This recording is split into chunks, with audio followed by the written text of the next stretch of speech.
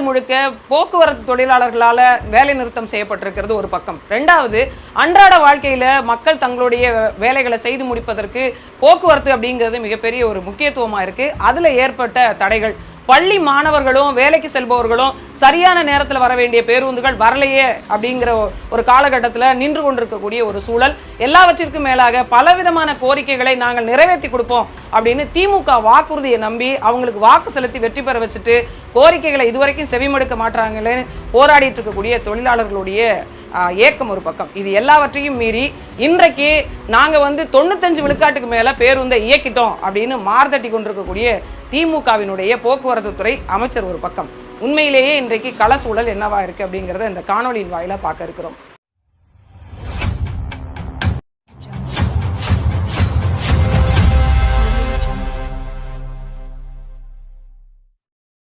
உலகமெல்லாம் பரவி வாழக்கூடிய அனைத்து தமிழ் நெஞ்சங்களுக்கும் அன்பு வணக்கம்.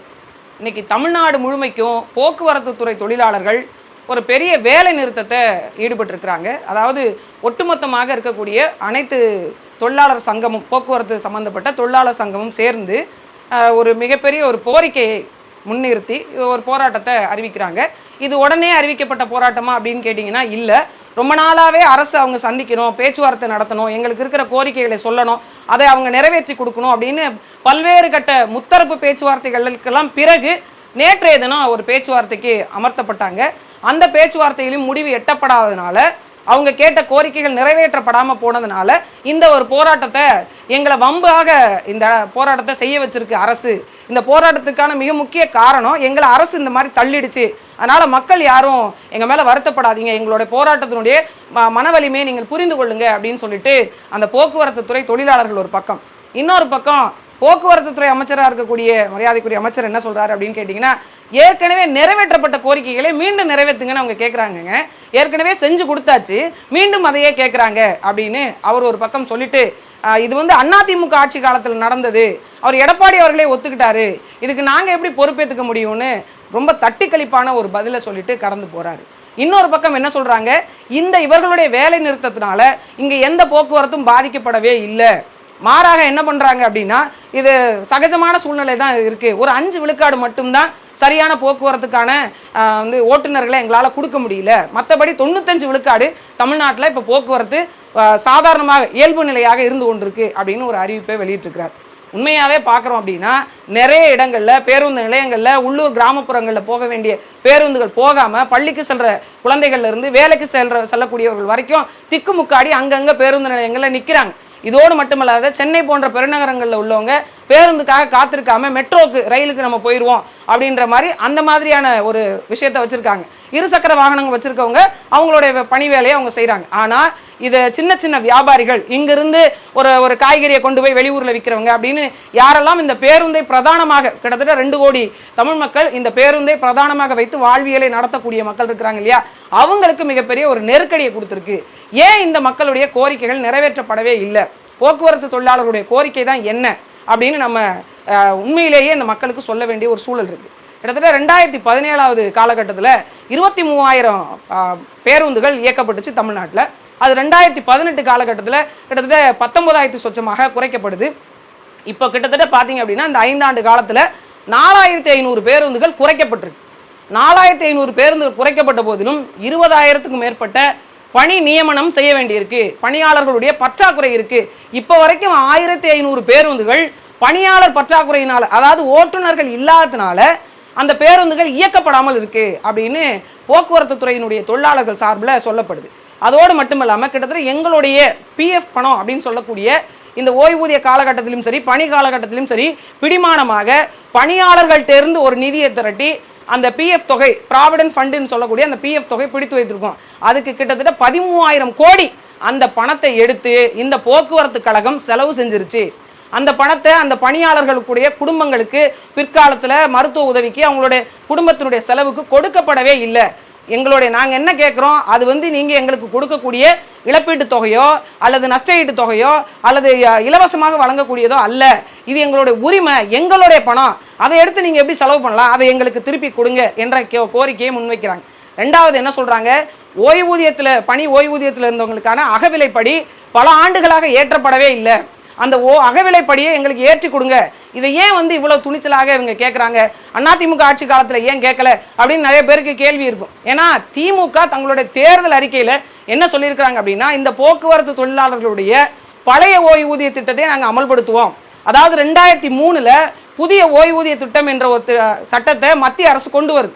அது கொண்டு வந்ததுனால என்னன்னா, அதற்கு பிறகு 2003க்கு பிறகு யாரெல்லாம் இந்த ஓட்டுநராக போக்குவரத்து கழகங்களில் பணி செய்கிறாங்களோ அவங்களுக்கான ஓய்வூதிய திட்டம் அப்படிங்கிறது ஒரு விஷயமே இல்லை. அதை மறைப்பதற்காக இந்த மாதிரி ஒரு திட்டத்தை கொண்டு வராங்க. பழைய ஓய்வூதிய திட்டத்தில் தான் இந்த போக்குவரத்து தொழிலாளர்களுக்கான நலன் கொஞ்சமாவது பாதுகாக்கப்படும். இந்த மத்திய அரசு கொண்டு வந்ததன் அடிப்படையில் இது நாள் வரைக்கும் எங்களுக்கு அந்த மாதிரியான அதற்கு பிறகு பணியில் சேர்ந்த யாருக்கும் இந்த ஓய்வூதிய திட்டம், பென்ஷன் திட்டம் அப்படிங்கிறதே இல்லை. அதை நாங்கள் வந்தால் திரும்ப அந்த பழைய ஓய்வூதிய திட்டத்தை கொண்டு வருவோம்னு சொன்னவர் ஐயா ஸ்டாலின் அவர்கள். அதை நம்பிதான் ஒட்டுமொத்தமாக அனைத்து போக்குவரத்து தொழிலாளர்களும் திராவிட முன்னேற்ற கழகத்துக்கு வாக்கு செலுத்தி வெல்ல வைத்தார்கள். அதன் பொருட்டு தான் அவங்க அந்த கோரிக்கையை முன்வைக்கிறாங்க, அந்த கேள்வியே கேட்குறாங்க. நீங்கள் தேர்தல் வாக்குறுதியில் சொன்னீங்களே எங்களோட அகவிலைப்படியை நீங்கள் உயர்த்தி கொடுக்கணும் அப்படின்னு. கிட்டத்தட்ட 8000க்கும் மேற்பட்டவங்க ஏற்கனவே பணி ஓய்வு பெற்றோம். அவர் மரணமடைந்தவர்களுடைய அந்த குடும்பங்கள் கிட்டத்தட்ட 8000 குடும்பங்கள் நிற்கதியாக நிற்குது. அவங்களுக்கு ஓய்வூதியம் திட்டம் கிடையாது, அவங்களுக்கான அவங்க பிள்ளைகளோட வாரிசுகளுக்கான வேலை வாய்ப்பு கிடையாது, மருத்துவ காப்பீடு கிடையாது. போக்குவரத்து துறை அப்படிங்கிறது உங்களுக்கு தெரியும், ஆபத்து நிறைந்த ஒரு துறை. எப்போ வேணாலும் விபத்து நடக்கலாம். ஆனால் அந்த துறையில் வேலை செய்யக்கூடிய பணியாளர்களுக்கு மருத்துவ காப்பீடு முறையாக செஞ்சு கொடுக்கல. இந்த போக்குவரத்து கழகம் என்பது ஒரு லாபகரமான கழகங்களோ திட்டங்களோ அல்ல, ஒரு மக்கள் சார்ந்த மக்களுக்கான ஒரு சேவை திட்டம். இப்போ தனியார் பேருந்துகள் இயங்குறாங்க, அதனுடைய லாபத்தை போன்று கணக்கிட்டு நாம் அரசு பேருந்துகளை பார்க்க முடியாது. ஏன்னா பெண்களுக்கு பேருந்தில் இலவசம், அது இல்லாமல் நிறைய பேருந்துகள் இயக்கப்படாமல் இருக்குது. சில பேருந்துகள் மலைப்பாதைகளில் ஏறி இறங்கும், அங்கே பார்த்தீங்கன்னா எரிபொருளுடைய வேலை விகிதம் அதிகமாக இருக்கும். ஸோ அதனால் இதெல்லாமே கணக்கிட்டு பார்க்குறோம் அப்படின்னா போக்குவரத்து கழகம் என்பது மக்கள் சேவை சார்ந்த ஒரு விடயம். இதில் நாம் பெருசான லாபத்தை எதிர்பார்க்க முடியாது, அதை நாமும் ஒப்புக்கொள்ளும். ஆனால் அதே நேரத்தில் மின்வாரிய மின் கழகத்தில் ஏற்பட்ட போதும் சரி, இப்போ நம்ம சிவில் டிபார்ட்மெண்ட்டில் இருக்கக்கூடிய பிரச்சனைகள் சரி, எல்லாவற்றையும் அரசு முழுமையாக அந்த இழப்பீட்டை ஏற்றுக்கொள்கிறது.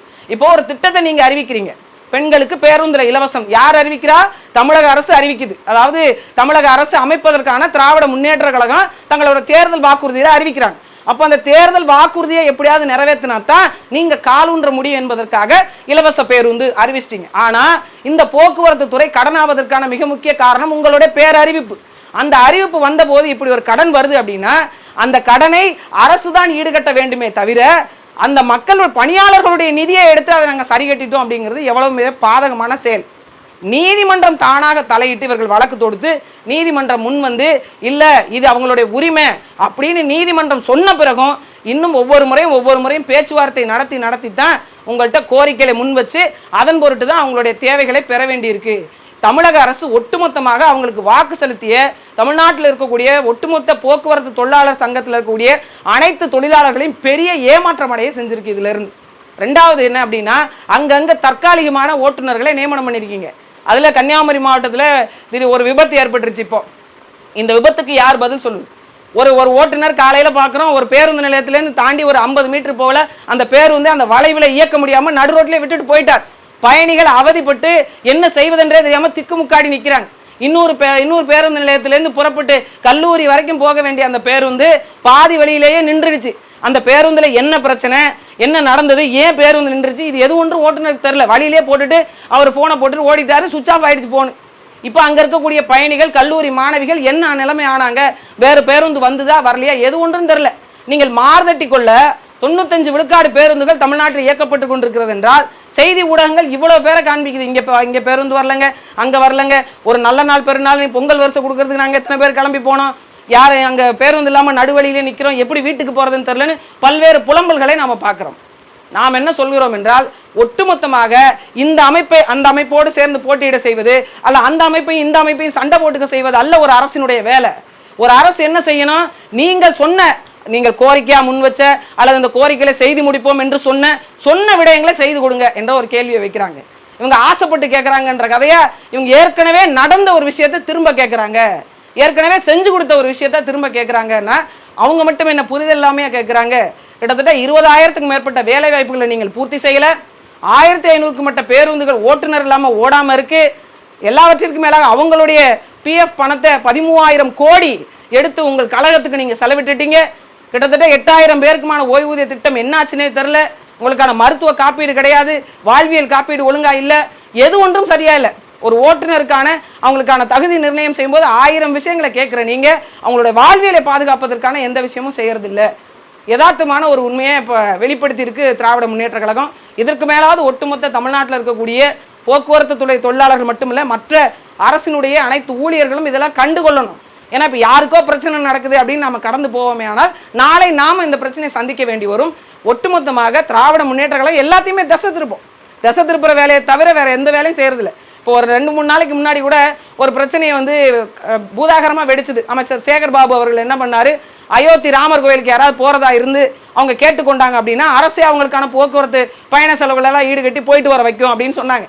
அப்போ சிறுபான்மை மக்களுக்கெல்லாம் ஒரு பெருத்த கோபம், இஸ்லாமிய மக்களுக்கு கிறிஸ்துவ மக்களுக்கெல்லாம் ஒரு பெருத்த கோபம். என்னன்னா என்ன இவங்க இப்படி பண்றாங்க, இவங்க சிறுபான்மையின பாதுகாவலன்னு பறைசாற்றி கொண்டாங்க. இன்னைக்கு பச்சை படுகொலை நடந்த இடத்துல ஒரு ராமர் கோயிலை கட்டி முடிச்சிருக்காங்க. 35 எம்எல்ஏ நன்கொடை கொடுத்ததோடு மட்டும் இல்லாம இப்ப அங்க போயிட்டு வரதுக்கும் இலவசமா வேலை பார்க்கறாங்களே அப்படின்னு பெருத்த கோபம் வந்தது. அந்த கோபத்தை மறைப்பதற்காக இன்னைக்கு சிறுபான்மையினர் நல கூட்டம் அப்படின்னு ஒண்ணு முதலமைச்சர் நடத்துறாரு. இப்ப இதுல என்ன சொல்ல போறாரு, கோவை குண்டு வெடிப்பில் கைது செய்யப்பட்டு சந்தேகத்தின் பேரில் கைது செய்யப்பட்டு உள்ள வச்சிருக்காங்களே அவங்கள விடுதலை செய்ய போறாங்களா, இல்லை அங்கே நாங்கள் ராமர் கோயிலுக்கு அதெல்லாம் அனுப்ப மாட்டாங்க தெரியாமல் சொல்லிட்டாங்க அப்படின்னு சொல்ல போறாங்களா, இல்லை இஸ்லாமிய நலனை பாதுகாக்க போறாங்களா? எது ஒன்றும் இல்லை, எல்லாம் கண் துடைப்பு, எல்லாத்தையும் வேறு பக்கம் திசை திருப்புறது. அது மாதிரியான திசை திருப்புற வேலையெல்லாம் விட்டு ஒட்டுமொத்தமாக போக்குவரத்து தொழிலாளர் சங்கத்தில் அந்த உறுப்பினர்கள் கேட்கக்கூடிய குறைந்தபட்ச கோரிக்கைகளை அரசு கவனம் எடுத்து செய்யணும். ஏன்னா அவங்க ஒரு கோரிக்கை வைக்கிறாங்க, குறைஞ்சபட்சம் எங்களுக்கு 96 மாதங்களுக்கான இந்த அகவிலைப்படியாவது உயர்த்தி கொடுங்க அப்படின்னு கேட்குறாங்க. இதில் செய்யறது உங்களுக்கு என்ன பிரச்சனை கேட்டால் காசு இல்லை, நிதி நிலைமை சீராகட்டும் அப்படிங்கிறீங்க. எப்படி சீராகும்?